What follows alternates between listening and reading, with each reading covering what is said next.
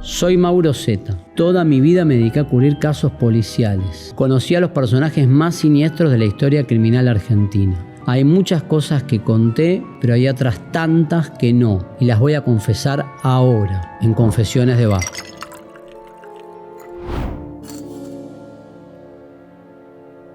Si hay un caso que se resolvió en 3 días y del que se habló una eternidad, es el asesinato de Ángeles Rawson en manos de Mangieri. Fue a gimnasia y nunca vino a casa, nunca regresó. Encontrada sin vida en una planta de residuos en José León Suárez. Hay ADN de Jorge Mangieri. El responsable de la muerte de Ángeles era el propio encargado del edificio. Está bien que se hable mucho, sí, claramente, del femicidio de Ángeles, pero lo increíble es que el caso estaba resuelto a los 3 días. Se dieron varias situaciones que hoy las pienso en el tiempo que podrían explicar por qué tantos meses se habló del caso y se puso en duda, sobre todo televisivamente, la culpabilidad del portero, cuando estaba claro que era él. O sea, si hay un caso con prueba directa, rápida, es el asesinato de Ángeles en mano de Mangieri. Volver a declarar mi inocencia, no tuve ni tengo nada que ver con la muerte de Mumi. Sin embargo, pasaron un par de cosas que no me parecen aleatorias. Ese año, por ejemplo, no estuvo al aire el programa de Tinelli. La tele empezó a llenar horas y horas con teorías conspirativas para tratar de que no se cierre el caso y esto se convierta en una suerte de telenovela eterna donde todos los días aparecían personajes, hipótesis delirantes de quién había sido el asesino de Ángeles Rawson. Yo dije, esta chica vio algo y la tuvieron que silenciar, ¿se recuerdan mis palabras? Sí. La tuvieron que silenciar y como silenciada que fuera, no podían dejarla permitir que siga viviendo. Sí. Eso tal cual. Y todavía le dije, ¿se acuerda? Que fueron 2 personas. ¿Se recuerda que le dije? Insisto con esto, a los 3 días ya se sabía que era el portero. Más allá de esa famosa autoincriminación, digo famosa porque es el momento en el que él entra a la fiscalía, lo llevan porque era lo que se llama un testigo reticente, lo querían encontrar para que declare sobre los pasos de Ángeles, si la había visto o no la había visto, si él sabía los movimientos de ella en el edificio, si había visto algo extraño, él no aparecía, y en ese contexto, cuando lo llevan a la fiscalía, después de una noche maratónica con infinidad de declaraciones, se termina quebrando y confiesa que fue él. Me dijo, héroe de mierda, y yo la empujé contra la pared, la agarré, la di vuelta y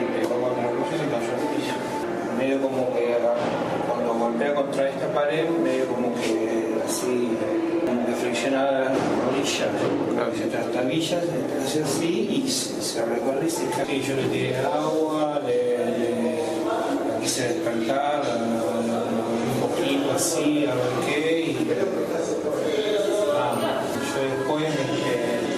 laté, la puse en cuclillas y laté. Pero más allá de la confesión, había un ADN que es una prueba determinante en derecho penal que permitía saber genéticamente que Mangieri había sido la persona que había matado a Ángeles Rawson. O sea, había ADN de él que había quedado en ella en lo que fue seguramente su último gesto de defensa. No, fue un arranque de locura que me vi desbordado, que no sabía qué hacer. Me enseguecí, yo era un tipo, yo hace 11 años trabajo y jamás tuve problemas, me han dicho un montón de cosas y jamás reaccioné.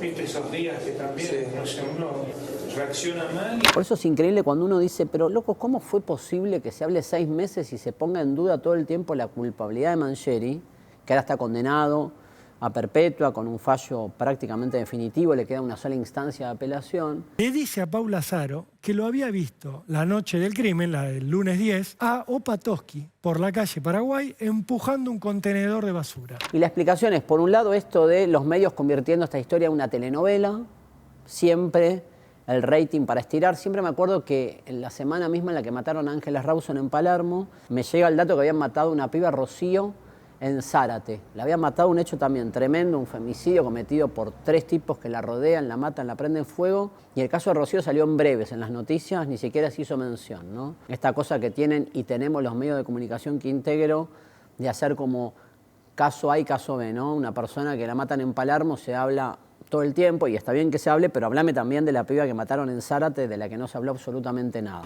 El mismo día que apareció Ángeles, tomé contacto con la familia, nos comprometimos a poner el mayor de todos los esfuerzos en forma ininterrumpida para poder esclarecer este hecho. El caso además tiene todo ese morbo donde se construyó al malo, que no era finalmente el asesino, pero se lo construyó como el hipotético asesino, que era el padrastro de Ángeles. ¿Se acuerdan de Opatowski, de Sergio Opatowski, la pareja de la mamá? Y durante los días previos a la detención de Mangieri, 3 días, desde que encuentran el cuerpo, 3 días, se instaló todo el tiempo la idea de un culpable mediático. Yo ahora ven a un Sergio Opatowski un poquito caliente o enojado. ¿Sí? A ver, preguntémonos por qué se instala ese culpable mediático. ¿Qué hacía?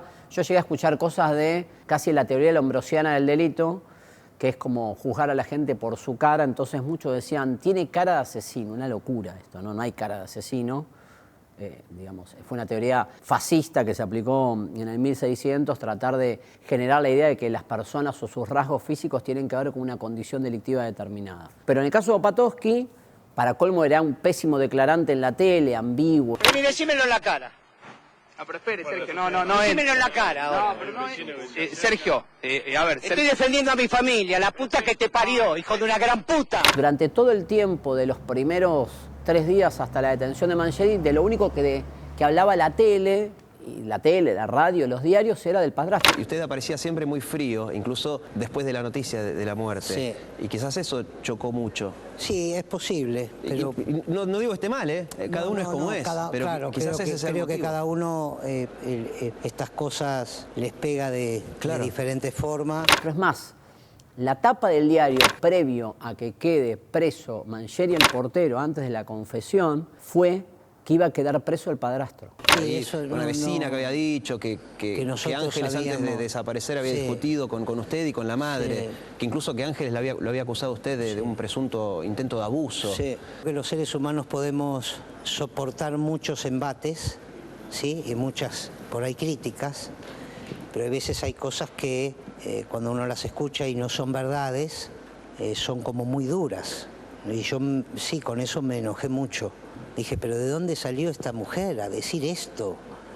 Otro medio de comunicación en la tele llegó a tirar una alerta televisivo diciendo que se había suicidado el portero. Todos estos disparates pasaron en televisión. Se construyó la teoría de que podía ser Opatowski el padrastro porque a ella la habían matado con la utilización de una tanza y como él pescaba, entonces la tanza era el elemento para estrangularla.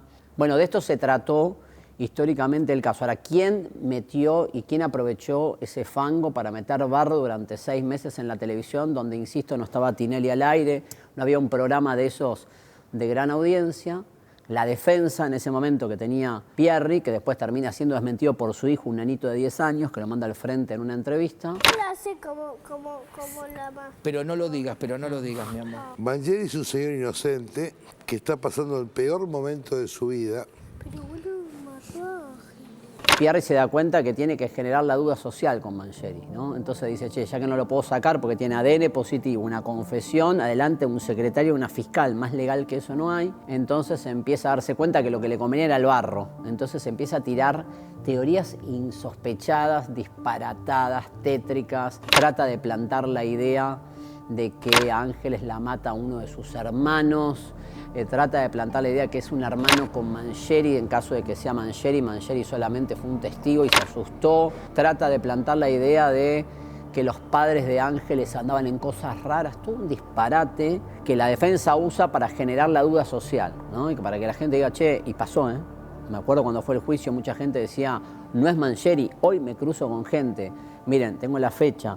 Me cruzo con gente hoy, 11 años después que me dice, che, no es el portero, ¿no? Era el padrastro, pero tenía banca. Entonces, esas teorías que yo siempre digo que te tira el tachero cuando te subís y viene manejando el tachero y dice, Zeta, vos que la sabes toda, decime la verdad. No es Mangieri, ¿no? Está arreglado el padrastro era socio de Bernie. Me acuerdo todas esas teorías disparatadas, por eso no allanaron el departamento, le limpiaron la escena. Todo un disparate, pero de eso habló la televisión, la radio y los diarios durante muchos meses, 6 como mínimo. Después vino el juicio con una perpetua, después la confirmación de esa perpetua, después una instancia de confirmación más y eso se empieza a disipar, pero yo les cuento que al día de hoy mucha gente me sigue poniendo en duda que haya sido el portero, el asesino de Ángeles Rawson, cuando está recontraprobado. Todo el tema mediático que fue de un alcance enorme, tuvo más horas al aire que no sé, que creo que habían hecho una comparación hasta con el asesinato de Kennedy. Le preguntás a cualquier fiscal o juez de los casos que le toca tener donde hay prueba tan directa, te dicen Ángeles. No todo el mundo consigue el ADN del asesino, el indicio de oportunidad, que Ángeles nunca salió viva del edificio, que Ángeles fue depositada en el sistema de recolección de basura que conocía Mangieri, que a quien sabía los horarios en el que pasaba el camión, el horario en el que ese camión pasaba y llevaba su carga de basura a la tolva de la planta de la SEAMSE, a la vuelta del departamento de Ángeles, ahí en la calle Ravignani. Todo eso lo sabía solamente alguien que maneja los horarios de a qué hora sacar la basura, en qué momento. Es tétrico, ¿no? Pero pensar que Ángeles no solamente la mató Mangieri, sino que la tiró a la basura, como un gesto de desprecio de una víctima o hacia una víctima. Bueno, todo esto se habló. Yo me acuerdo que estaba ese día cubriendo otro caso, cosas que nos pasan a los periodistas. Yo ese día arranco en la cobertura de un homicidio que me toca ir a la División Homicidios de la Federal a averiguar información y creo que estaba con una cámara y un micrófono de C5N en ese momento haciendo la cobertura. Y cuando me empiezan a llamar y a decirme, che, ojo que hay una piba desaparecida que va a un colegio, que salió de la clase de gimnasia y nunca volvió a la casa, y la mamá estaba dando una nota en Radio 10, Jimena Duris, todavía no había aparecido el cuerpo, pidiendo colaboración a la sociedad para que ubiquen el paradero de su hija y se difunde la foto de ella, me acuerdo, con el uniforme escolar, como la primera foto que se difunde buscando a Ángeles. Fue a gimnasia como actividad curricular a la mañana, porque ella cursa a la tarde su cuarto año del colegio, y la dejaron sus compañeras en Costa Rica y Dorrego y nunca vino a casa, nunca regresó. Después empieza la investigación, aparece el cuerpo en la SEAMSE, después se establece que es Ángeles, que es tremenda la noticia que recibe la madre de que se encuentra un cuerpo en la SEAMSE de Jayolón Suárez, que lo encuentran de pedo porque en el descarte de la basura justo el cuerpo de Ángeles no pasó por una trituradora, sino el plan era perfecto para Mangieri. El cuerpo debía haber ido a una trituradora de basura. El cuerpo de Ángeles estaba dispuesto acostado, con la cabeza hacia aquella parte y los pies hacia acá. Pero como dentro de la SEAMSE hay un equipo de laburantes que va separando a veces la basura por tipo de basura, para ser más o menos sintético en la idea, en ese control que hacen arriba de una mesa de trabajo encontró en el cuerpo. Si no estaría, o si no, Ángeles hubiese sido triturada en el plan que alguna vez seguramente... No creo que sea un plan de toda la vida, pero Mangieri en algún momento construye una secuencia de decir, che, acabo de matar a una piba, necesito ver de qué manera me deshago del cuerpo. En el medio se acuerdan, ¿no? Tiene la complicidad de un primo policía que le termina dando cobijo, banca, que después termina condenado también por ayudarlo a Mangieri como parte del plan criminal.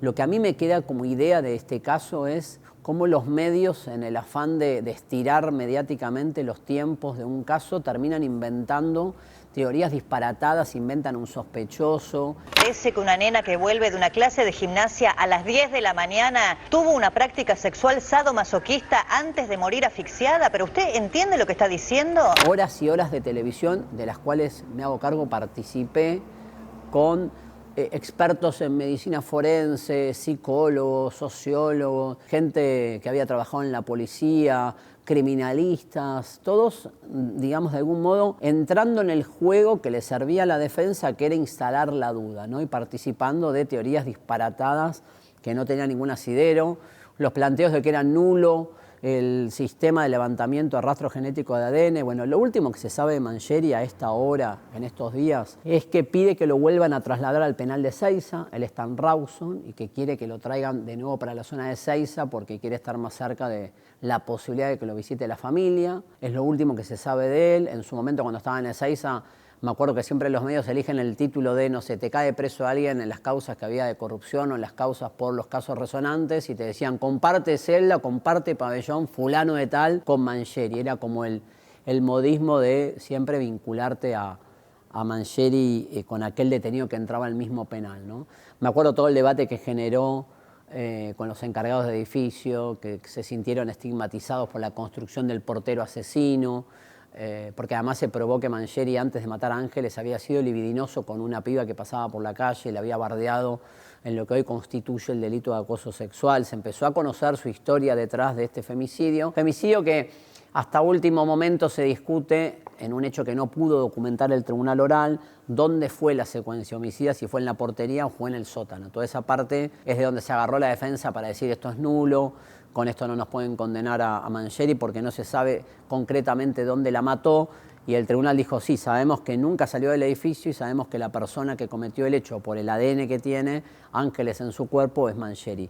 De esto se trata, cámaras de seguridad que cuando uno las mira son aterradoras, ella caminando y que nunca más sale del edificio. Este es un caso que se sabe mucho por aquello que no pasó. Si Ángeles hubiese salido viva del edificio y no le hubiese matado a Mangieri adentro del edificio, alguien tendría que haber visto que la raptaron en la vereda. Eso no ocurrió. Los videos a veces marcan aquello que no se ve, no solo lo que se ve. Si vos ves que ella va caminando, si bien no ves que entra al edificio, pero no pasa nada raro, y no hay gritos, ni desesperación, ni corridas, porque el paso siguiente fue entrar al edificio. Me anoté algunos datos finales de esta historia que sigue generando mucha conmoción cada vez que uno la entrevista a Jimena, a la mamá. Uno siente que sigue como estando viva Ángeles en el recuerdo de todos. Y también lo que siento es que sigue estando viva esta idea de, che, ¿y si no fue Mangieri? Y la verdad, no hay nada que indique que no fue él, ¿no? Más allá de todas estas construcciones que se hicieron a lo largo del tiempo para que el caso rinda periodísticamente y tenga rating, todo indica hoy y siempre que fue Mangieri.